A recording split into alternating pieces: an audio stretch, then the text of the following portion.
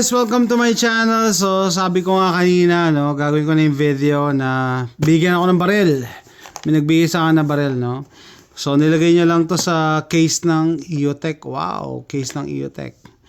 Okay, so a few days ago, actually last week, babasahin ko lang yung tinext niya sa akin, no. Sabi niya sa akin, "Pre, are you interested on an old 425 ACP decommissioned pistol for your collection?" Parang may ganun kaya tayo. Bali sinira na nung previous owner para di na magamit. Pwede ko naman ayusin pero I kept that way to keep its history. Baka pwede sa collection mo. Sabi ko siya, syempre yeah. No? Naalala ko si Charles parehas ko din na mas magandang i-preserve siya kaysa sirain. Di ba sa Pilipinas sabi nila yung mga kinukumpiska daw na barel daw ginagawa daw gardening tools, no? Sayang naman, may history. So ang dating may-ari daw nito, dating pulis sa New York, Uncle gun niya sa paa, sa binti. Okay, natin. Teka. Maliit kasi siya eh. It's a mouse gun. Ito. Nice. Sinama niya pa yung holster. Tapos ito daw holster to ng revolver, no. Ang ganda oh, nakakorte. Maganda tong holster na to. Naka-form na sa revolver. Ito ang bala niyan pala. 25 ACP, guys. Center fired. So mas reliable lang 25 ACP kaysa sa 22 LR. Okay, ito na tayo. So sabi ko, okay, ang ganda nito ah. Smith & Wesson number 18. Maliit na baril pala tong ano. Ito po ang baril. So lahat na makita nyo rito ang baril na safety check na prior to filming. So Titan ang pangalan nito, caliber 25, patent pending. Ni-research ko pa si si Suits 00, meron siyang video rin siya. Meron din siyang Titan na baril eh. Ayan, FIE Corporation, Miami, Florida. So, meron ako similar na ganito, Tanfolio X-Cam ang pangalan. Tapos mas maganda nga ang condition ng slide nito eh. Oh, ganda oh. Yung sa akin, gas na eh. Tapos tanggalin na nga natin. So sinira ng may-ari ito, hinataw niya dito sa magwell para hindi may suksok. So kagabi habang nanonood ako ng YouTube mga videos, no, na kinikikil ko para pumasok. And yan, pumasok na siya pero hindi pa siya ganun kaluwag. Ayoko rin kasi luwagan masyado kasi baka masira. Pero at least napasok ko na siya. Dati daw naputok niya na to eh. Yan. So tinira niya dito. Meron siyang hinampas siya dyan. So ginawa ko, pinawasan ko ng material para kasi yan tabingi nga oh. So nung una ayaw pumasok dito eh. So ito yung magazine niya. So ito, gagana to dun sa sa Bauer 25 ACP, Tanfolio X-Cam 25 ACP. Sure ako, parehas na parehas eh. Kasi ganito rin, open barrel design, fixed barrel design. Parang Beretta, no? Naka-expose yung barrel. Tapos yung hammer niya, meron pang yung kay Suits 00 Commander hammer eh. Ito regular lang yung design na. So ayan siya. Hindi siya open bolt. Yan na, clear. Tapos meron siyang magazine safety. Hindi mo makakalabit yung trigger pag hindi naka-insert yung magazine kaya yung hammer nakababa. Wala, ayaw talaga. So ayan siya. So yun nga, binawasan ko ng material. Yung may-ari naman ayaw na sa baril eh. Ayaw niya ipamigay, sinira niya para doon. Buti na lang hindi gano. Ni-expect ko nga lasog-lasog na itsura pero ang ganda pa ng condition. Maganda yung slide, maganda yung grip panels oh. Walang ganong gasgas yung plastic panels niya oh. Ganda, talagang tinago lang talaga to. No? Tinago lang talaga. Pati nga yung magazine, parang ano eh. Parang bago pa eh.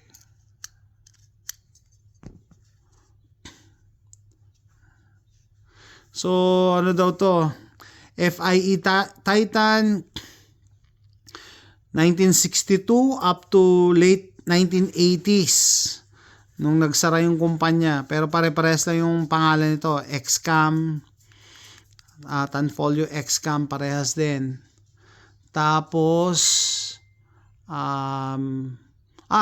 sabi ko, ano to? Sira ba to? Ba't nakausli yung ano niya? Yung guide rod. So, ganyan pala siya pag naka-fire. O, yan o, pag naka-fire. Pero pagka, tingnan nyo, pag nilagay ko sa safety, aatras yung guide rod na yan. Maatras o ako. O, fire, safe. So, pag alam mo pala, pag naka-safe ang barrel, pag ganyan, no? Kahit tutukan ka, hindi maano eh. Insert natin yung magazine para may baba natin yung hammer. So, pag ayun, nag-open bolt naman pala pag may magazine. Para siyang bereta, pero hindi pa rin. So, ito yung guide rod, steel guide rod, all steel. Ay, nako. Ayan lang, simple. Yung barrel, naka-fix.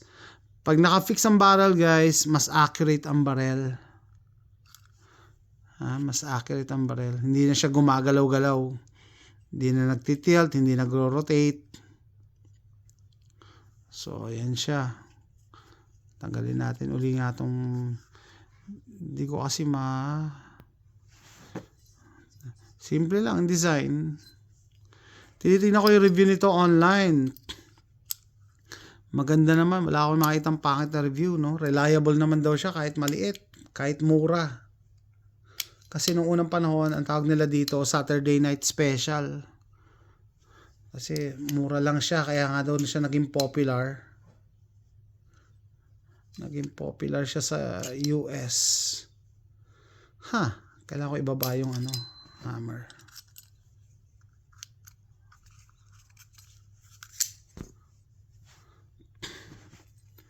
Natin. Hindi ko pa ngayon ko lang ito na baklas Forgive me.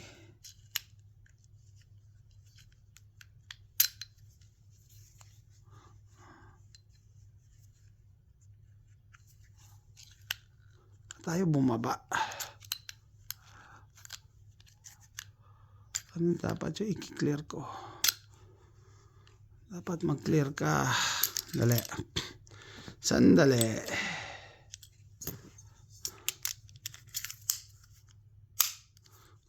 Tapos tanggalin natin yung magazine. Forgive me.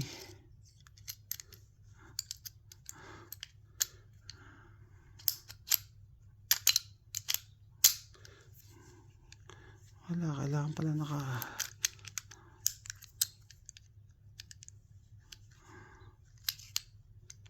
dapat magki-clear na ako eh. Dali. Pasensya na. Ngayon ko lang ito nakabaklas.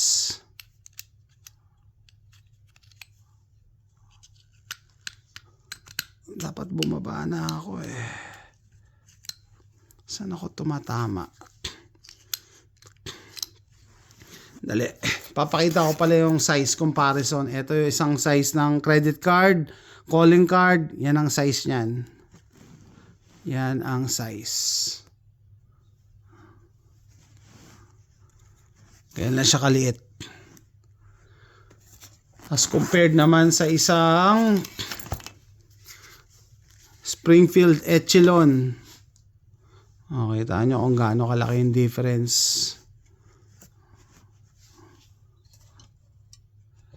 Springfield Echelon.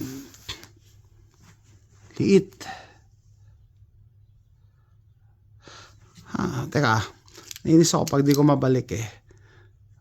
Baka dapat tama sa safety.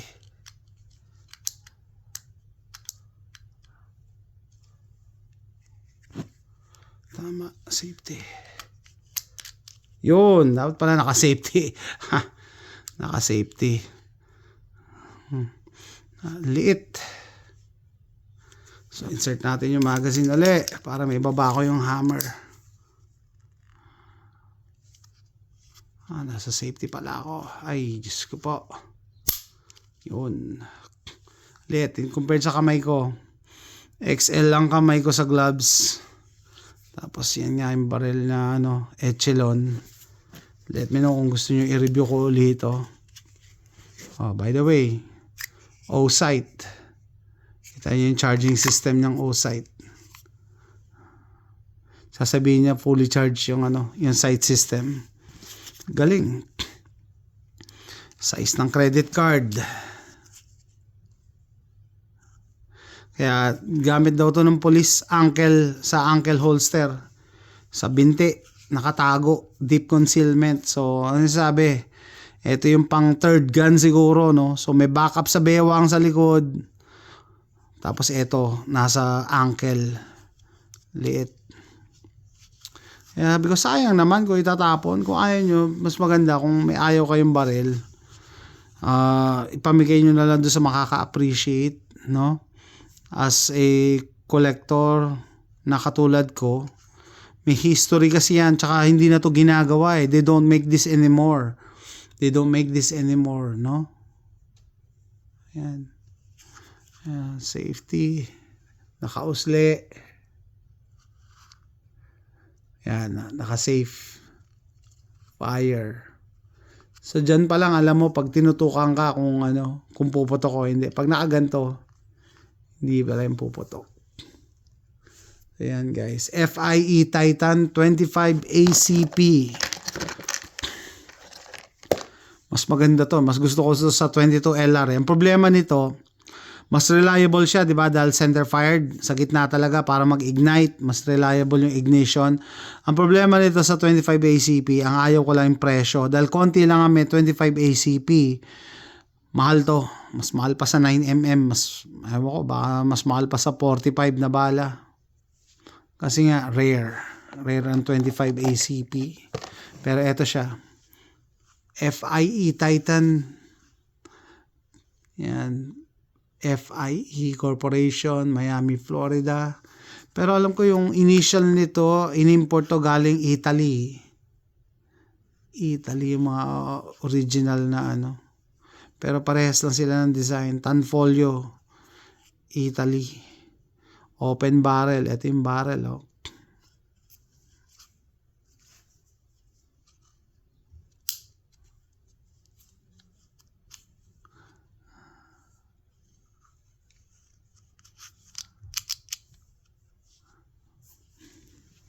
Ganda, ang cute. Pumasok sa isip ko, kung nasa Pilipinas kayo, hindi pwede yung ganito. Hindi pwede yung bibigyan lang kayo ng barel. Kasi license involved. Kailangan parehas kayo may license. So, yun nga yung problema na dapat i-amend sa RA 10591. Which is, paano pag namatay na yung may-ari, paano matatransfer sa'yo, no? Hindi yan na matatransfer. So, kasama sa amendment na hinihintay natin, na state na yung estado, yung bansa na ang mag-aasikaso, dapat yung pag nabenta, yung pagbebentahan na lang sa'yo.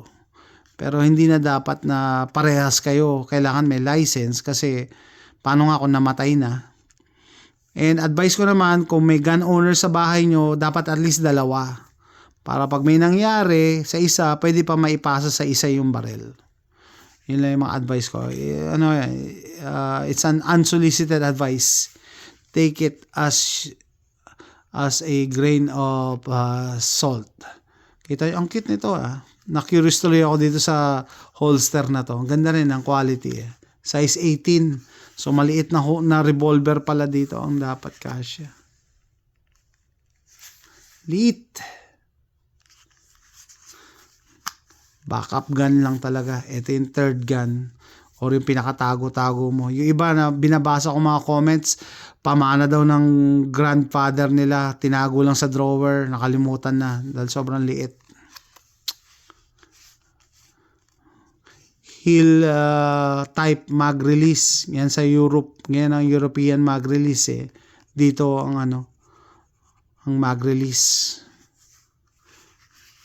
Okay guys, so eto na.